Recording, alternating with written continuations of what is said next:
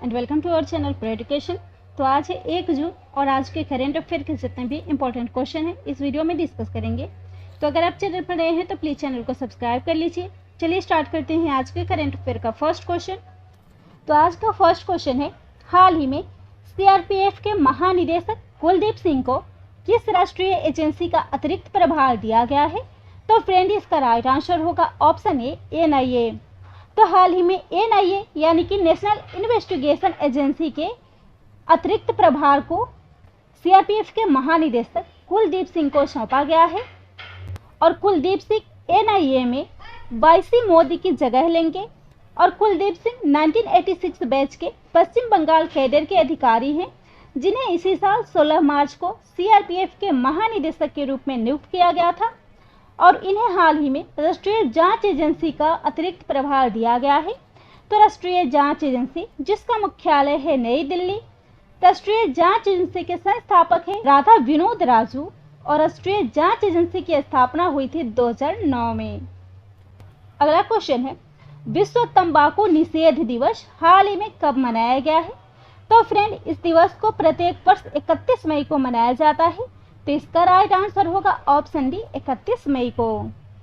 तो फ्रेंड 31 मई को प्रत्येक वर्ष विश्व तंबाकू निषेध दिवस मनाया जाता है जो कि विश्व स्वास्थ्य संगठन के द्वारा इस दिवस को मनाया जाता है और इस वर्ष इसका विषय है छोड़ने के लिए प्रतिबद्ध यानी कि कमिट टू क्विट। तो इस क्वेश्चन में बात हो रही है WHO की यानी कि वर्ल्ड हेल्थ ऑर्गेनाइजेशन की, जिसकी स्थापना हुई थी 7 अप्रैल 1948 में। इसका मुख्यालय है जिनेवा स्विट्जरलैंड और इसके महानिदेशक है टेड्रोस एडहानम। तो फ्रेंड इस क्वेश्चन में बात हो रही है तंबाकू निषेध दिवस की जो कि हाल ही में 31 मई को मनाया गया है। तो इस क्वेश्चन में बात हो रही है मई मंथ के इम्पोर्टेंट डेज की। तो अब तक मई मंथ में मनाए गए जितने भी इम्पोर्टेंट डेज हैं उन्हें भी देख लेते हैं, जिसमें पहला है 1 मई। तो 1 मई को प्रत्येक वर्ष अंतर्राष्ट्रीय श्रमिक दिवस मनाया जाता है। 2 मई को विश्व टूना दिवस मनाया गया है। वहीं 2 मई को विश्व हास्य दिवस भी मनाया गया है जो कि प्रत्येक वर्ष मई के पहले रविवार को मनाया जाता है। वहीं अंतर्राष्ट्रीय प्रेस स्वतंत्रता दिवस 3 मई को मनाया गया है। विश्व अस्थमा दिवस 4 मई को मनाया गया है जो कि प्रत्येक वर्ष मई मंथ के पहले मंगलवार को मनाया जाता है। वहीं 4 मई को कोयला खनिक दिवस भी मनाया गया है और 4 मई को अंतर्राष्ट्रीय अग्निशमन दिवस भी मनाया गया है। जबकि 5 मई को इंटरनेशनल डे ऑफ मिडवाइफ्स मनाया गया है और 5 मई को विश्व हाथ स्वच्छता दिवस भी मनाया गया है। 6 मई को इंटरनेशनल नो डाइट डे मनाया गया है। वहीं 8 मई को विश्व प्रवासी पक्षी दिवस और 8 मई को विश्व थैलेसीमिया दिवस भी मनाया गया है। और इसके साथ ही 8 मई को वर्ल्ड रेड क्रॉस या रेड क्रिसेंट डे भी मनाया गया है और 10 मई को अंतर्राष्ट्रीय ऑर्गेनिया दिवस मनाया गया है। जबकि 11 मई को राष्ट्रीय प्रौद्योगिकी दिवस मनाया गया है। 12 मई को अंतर्राष्ट्रीय नर्स दिवस मनाया गया है जबकि 15 मई को अंतर्राष्ट्रीय परिवार दिवस मनाया गया है। और वहीं 16 मई को अंतर्राष्ट्रीय कृषि पर्यटन दिवस मनाया गया है। साथ ही 16 मई को विश्व प्रकाश दिवस भी मनाया गया है। 17 मई को विश्व उच्च रक्तचाप दिवस मनाया गया है। वहीं 17 मई को विश्व दूरसंचार दिवस भी मनाया गया है। साथ ही 18 मई को विश्व एड्स वैक्सीन दिवस मनाया गया है और 20 मई को विश्व मधुमक्खी दिवस मनाया गया है। इसके साथ ही 20 मई को विश्व मेट्रोलॉजी दिवस भी मनाया गया है और इसके साथ ही 21 मई को अंतर्राष्ट्रीय चाय दिवस मनाया गया है। 21 मई को समाज और विकास के लिए विश्व सांस्कृतिक विविधता दिवस भी मनाया गया है और साथ ही 21 मई को राष्ट्रीय आतंकवाद विरोधी दिवस भी मनाया गया है। वहीं 22 मई को अंतर्राष्ट्रीय जैव विविधता दिवस मनाया गया है। 23 मई को विश्व कछुआ दिवस मनाया गया है और 25 मई को विश्व थायराइड दिवस मनाया गया है। 26 मई को वैशाख दिवस जिसे बुद्ध पूर्णिमा या बुद्ध जयंती भी कहते हैं उसे मनाया गया है। 28 मई को अंतर्राष्ट्रीय महिला स्वास्थ्य कार्यवाही दिवस मनाया गया है और 28 मई को एमनेस्टी अंतर्राष्ट्रीय दिवस भी मनाया गया है। वही 29 मई को विश्व पाचन स्वास्थ्य दिवस मनाया गया है। इसके साथ ही 29 मई को अंतर्राष्ट्रीय एवरेस्ट दिवस भी मनाया गया है। अगला क्वेश्चन है, किस देश ने आधिकारिक तौर पर नामिबिया नरसंहार को मान्यता दी है और वित्तीय सहायता प्रदान करने की भी पेशकश की है? तो इसका राइट आंसर होगा ऑप्शन सी जर्मनी। तो जर्मनी जिसने हाल ही में नामीबिया नरसंहार को मान्यता दी है और इसके साथ ही वित्तीय सहायता प्रदान करने की भी घोषणा की है। और जर्मनी में नामीबिया के लोगों के खिलाफ नरसंहार एक सदी के पहले औपनिवेशिक शासन के दौरान किया गया था और 1904 और 1908 के बीच जर्मन औपनिवेशिक लोगों ने औपनिवेशिक शासन के खिलाफ विद्रोह करने के कारण हेरेरो और नामा जनजाति के लोगों को मार डाला था और दोनों देशों के बीच 5 साल की बातचीत के बाद जर्मनी ने नामीबिया में सामुदायिक परियोजनाओं की मदद के लिए 1 अरब यूरो से अधिक की वित्तीय सहायता प्रदान करने की घोषणा की है। तो फ्रेंड, इस क्वेश्चन में बात हो रही है जर्मनी की, राजधानी है बर्लिन और राष्ट्रपति हैं फ्रैंक वाल्टर स्टाइनमायर। जर्मनी की करेंसी है यूरो और जर्मनी ने हाल ही में समुद्र के कचरे की रोकथाम के लिए भारत के साथ समझौता किया है। अगला क्वेश्चन है, किस रक्षा बल के द्वारा एडवांस लाइट हेलीकॉप्टर पर मेडिकल आईसीयू स्थापित किया गया है? तो इसका राइट आंसर होगा ऑप्शन ए नौसेना। तो हाल ही में भारतीय नौसेना ने एडवांस्ड लाइट हेलीकॉप्टर पर मेडिकल आईसीयू स्थापित किया है और इस मेडिकल आईसीयू को भारतीय नौसेना ने आईएनएस हंसा पर स्थापित किया है और यह एडवांस्ड लाइट हेलीकॉप्टर हर मौसम में चलने वाला विमान है जो भारतीय नौसेना को प्रतिकूल मौसम के दौरान भी गंभीर रोगियों को हवाई मार्ग से निकालने में उनकी मदद करेगा। तो आईएनएस हंसा जो कि गोवा में डाबोलिम का एक भारतीय नौसैनिक हवाई अड्डा है और इस आईसीयू को डिजाइन किया है हिंदुस्तान एरोनॉटिक्स लिमिटेड ने, जो कि सरकारी स्वामित्व वाली एरोस्पेस और रक्षा कंपनी है। इसकी स्थापना हुई थी 23 दिसंबर 1940 में। इसका मुख्यालय है बेंगलोर और इसके अध्यक्ष अशोक नायक। तो इस क्वेश्चन में बात हो रही है भारतीय नौसेना की, जिसकी स्थापना हुई थी 26 जनवरी 1950 को और नौसेना अध्यक्ष हैं एडमिरल करमबीर सिंह। अगला क्वेश्चन है, राष्ट्रीय सुरक्षा सलाहकार अजीत डोभाल द्वारा किस गश्ती पोत को कमीशन किया गया है? तो इसका राइट आंसर होगा ऑप्शन डी सजग। तो इस गश्ती पोत का नाम सजग है, जिसे हाल ही में राष्ट्रीय सुरक्षा सलाहकार अजीत डोभाल के द्वारा कमीशन किया गया है। और ऑफशोर पेट्रोल वेसल सजग का निर्माण गोवा शिपयार्ड लिमिटेड के द्वारा किया गया है और यह एक छोटा नौसैनिक पोत है जिसे तटीय रक्षा, आव्रजन, कानून प्रवर्तन, सीमा सुरक्षा, खोज और बचाव कार्य के लिए डिजाइन किया गया है। और पेट्रोल बोट को तटवर्ती गश्ती जहाजों और अपतटीय गश्ती जहाजों के रूप में वर्गीकृत किया गया है और वे छोटे आकार के युद्ध पोत हैं और इनमें fast attack craft, missile boats और टॉर्पीडो बोट्स शामिल है। अगला क्वेश्चन है, मुख्यमंत्री बाल सेवा योजना किस राज्य में शुरू हुआ है? तो इसका राइट आंसर होगा ऑप्शन डी गुजरात। तो हाल ही में गुजरात में मुख्यमंत्री बाल सेवा योजना शुरू हुआ है और गुजरात के साथ ही मध्य प्रदेश में मुख्यमंत्री कोविड-19 बाल सेवा योजना शुरू की गई है और इसके साथ ही उत्तर प्रदेश में भी कोविड-19 से अनाथ हुए बच्चों के लिए मुख्यमंत्री बाल सेवा योजना शुरू की गई है।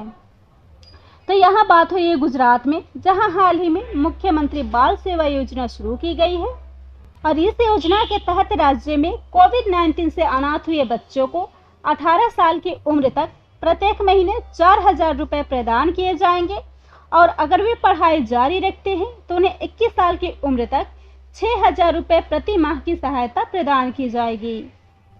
और इसके साथ ही गुजरात में अनाथ लड़कियों की विवाह होने पर राज्य के कुंवरबाई मामेरू योजना के तहत उन्हें लाभ प्रदान किया जाएगा और वही मुख्यमंत्री अमृतम मां कार्ड योजना के तहत अनाथ बच्चों को प्राथमिकता के आधार पर इलाज भी प्रदान किया जाएगा। तो इस क्वेश्चन में बात हो रही है गुजरात की, राजधानी है गांधीनगर, मुख्यमंत्री हैं विजय रूपाणी, राज्यपाल हैं आचार्य देवव्रत और गुजरात जहां विश्व की सबसे ऊंची मूर्ति स्टैचू ऑफ यूनिटी स्थापित है जिसकी लंबाई 182 मीटर है और यह राज्य विरासत पर्यटन नीति लागू करने वाला देश का पहला राज्य है और इस नीति के तहत पुराने होटल, रेस्टोरेंट या फिर मेलों को विरासत स्थल के रूप में घोषित किया जाएगा। और वही यहाँ आरोग्य वन योजना शुरू की गई है। भारत की पहली सी प्लेन सर्विस भी 31 अक्टूबर 2020 से गुजरात के अहमदाबाद से शुरू की गई थी। यहाँ काकरापार न्यूक्लियर पावर प्लांट स्थापित है और साथ ही भारत की पहली रेलवे यूनिवर्सिटी भी गुजरात के बड़ोदरा में स्थापित है। यहाँ सोलर रूफटॉप स्थापित करने वाला यह देश का पहला राज्य है। जैव विविधता पर दुनिया का पहला सम्मेलन भी गुजरात में हुआ था। भारत की पहली शहद परीक्षण प्रयोगशाला भी गुजरात में स्थापित है और राज्य लाइव न्यायिक कार्यवाही को संचालित करने वाला देश का पहला राज्य और पहला न्यायालय है। वहीं गुजरात में श्मशान कर्मचारियों को फ्रंटलाइन वॉरियर्स घोषित किया गया है और इस चीज को घोषित करने वाला यह देश का पहला राज्य है। अगला क्वेश्चन है, बेलग्रेड ओपन टूर्नामेंट हाल ही में किसने जीता है? तो इस टूर्नामेंट को जीता है नोवाक जोकोविच ने। तो इसका राइट आंसर होगा ऑप्शन ए नोवाक जोकोविच। तो फ्रेंड, सर्बिया के नोवाक जोकोविच ने बेलग्रेड ओपन में अपने करियर का 83वां खिताब जीता है और उन्होंने स्लोवाकिया के एलेक्स मोल्केन को हराकर इस खिताब को जीता है। तो इस क्वेश्चन में बात हो रही है बेलग्रेड ओपन टूर्नामेंट की, जो कि फ्रेंच ओपन का एक पार्ट है। फ्रेंच ओपन जो कि एक मुख्य टेनिस टूर्नामेंट है और जो मई के अंत तथा जून के शुरुआत में 2 सप्ताह के मध्य पेरिस, फ्रांस और रोलैंड गैरोस में खेला जाता है और यह वार्षिक टेनिस कैलेंडरों में दूसरा ग्रैंड स्लैम है तथा दुनिया का प्रमुख क्ले कोर्ट टेनिस टूर्नामेंट है। तो फ्रेंड, इस क्वेश्चन में बात हो रही है ग्रैंड स्लैम की, जो कि हाल ही में आयोजित हुआ था बेलग्रेड में, जो कि फ्रेंच ओपन टूर्नामेंट के तहत खेला गया था। तो ग्रैंड स्लैम जिसमें सबसे पहले विंबलडन शुरू हुआ था, जो हुआ था 1877 में। उसके बाद 1881 में यूएसए ओपन टूर्नामेंट शुरू हुआ था। वहीं 1891 में फ्रेंच ओपन हुआ था और 1905 में ऑस्ट्रेलियन ओपन शुरू हुआ था। तो ऑस्ट्रेलियन ओपन जिसका पहला ग्रैंड स्लैम खेला जाता है जनवरी में। इसके बाद फ्रेंच ओपन मई से जून के बीच में। वहीं विंबलडन जून जुलाई और यूएसए ओपन खेला जाता है अगस्त सितंबर के बीच में। अगला क्वेश्चन है, किस देश में अचानक चूहों की तादाद बढ़ने से वहां प्लेग महामारी घोषित किया गया है? तो इसका राइट आंसर होगा ऑप्शन ए ऑस्ट्रेलिया। तो हाल ही में ऑस्ट्रेलिया में अचानक चूहों की तादाद बढ़ने से प्लेग महामारी घोषित किया गया है। तो फ्रेंड, ऑस्ट्रेलिया में फैक्ट्री और खेतों से निकलने वाले इन चूहों की संख्या लाखों में है, जिसके कारण ऑस्ट्रेलिया सरकार के द्वारा वहां प्लेग महामारी घोषित की गई है और इसके साथ ही प्रभावित लोगों के लिए 353 करोड़ रुपए के राहत पैकेज की भी घोषणा की गई है। तो यह बात हो रही है ऑस्ट्रेलिया की, जो कि दक्षिणी गोलार्ध के महाद्वीप के अंतर्गत एक देश है, जो दुनिया का सबसे छोटा महाद्वीप और दुनिया का सबसे बड़ा द्वीप है। राजधानी है कैनबरा, प्रधानमंत्री हैं स्कॉट मॉरिसन और वहाँ की करेंसी है ऑस्ट्रेलियाई डॉलर। और ऑस्ट्रेलिया में हाल ही में दुनिया का सबसे भारी कीट जेंट वुड मॉथ को खोजा गया था। वहीं उष्णकटिबंधीय चक्रवात सेरोजा हाल ही में ऑस्ट्रेलिया में आया था। तो हाल ही में ऑस्ट्रेलिया में प्लेग महामारी घोषित की गई है। प्लेग जो कि चूहों से फैलने वाली एक बीमारी है। तो इस क्वेश्चन में बात हो रही है चूहों की, तो चूहों से संबंधित कुछ इंपॉर्टेंट फैक्ट्स को भी जान लेते हैं, जिसमें पहला है फ्रांस ने अंतरिक्ष कार्यक्रम के तौर पर सबसे पहले 1961 में एक चूहे को अंतरिक्ष में भेजा था, जिसका नाम था हेक्टर, जो कि सुरक्षित पृथ्वी पर वापस लौट आया था। चूहे जिसकी हड्डियां इतनी लचीली होती है कि अगर वह 50 फीट की ऊंचाई से भी कूदे तो जिंदा बच जाता है। चूहा बुखार से लेकर प्लेग तक 35 प्रकार की बीमारियों को फैला सकता है, इसलिए इसे बीमारी फैलाने के मामले में सुपर स्प्रेडर माना जाता है। वहीं रेगिस्तानी इलाकों में पाया जाने वाला कंगारू चूहा जिंदगी भर पानी के बिना रह सकता है, यानी यह बिना पानी पिए भी जिंदा रह सकता है। आज का लास्ट क्वेश्चन है, किस देश के ज्वालामुखी माउंट नीरोगोंगा हाल ही में फटा है? तो इसका राइट आंसर होगा ऑप्शन सी कांगो गणराज्य। तो हाल ही में कांगो गणराज्य के ज्वालामुखी माउंट नीरागोंगा में हाल ही में विस्फोट हुआ है। तो माउंट नीरागोंगा जो कि रवांडा और युगांडा के साथ DRC की सीमा के पास कई ज्वालामुखियों में से एक है और यह आखिरी बार 2002 में फटा था, जिसमें 250 लोग मारे गए थे और हजारों लोग विस्थापित हुए थे। तो नीरागोंगा और निकटवर्ती नामुरागिरा अफ्रीका के ऐतिहासिक ज्वालामुखी विस्फोटों के 40% के लिए एक साथ जिम्मेदार है। वही माउंट नीरागोंगा विरुंगा नेशनल पार्क के अंदर स्थित है, जो कि हाल ही में फटा है और यह कांगो गणराज्य में स्थित है। तो कांगो गणराज्य जिसके राष्ट्रपति हैं डेनिस ससो नेगेसो, प्रधानमंत्री है अनातोले कोलिने मकोशो, राजधानी है ब्राज़ाविल और यहाँ की करेंसी है कांगोली फ्रैंक। तो यह था आज के करेंट अफेयर का टॉप 10 इंपॉर्टेंट क्वेश्चन। वीडियो पसंद आता हो तो वीडियो को शेयर कीजिएगा, चैनल को सब्सक्राइब कीजिएगा।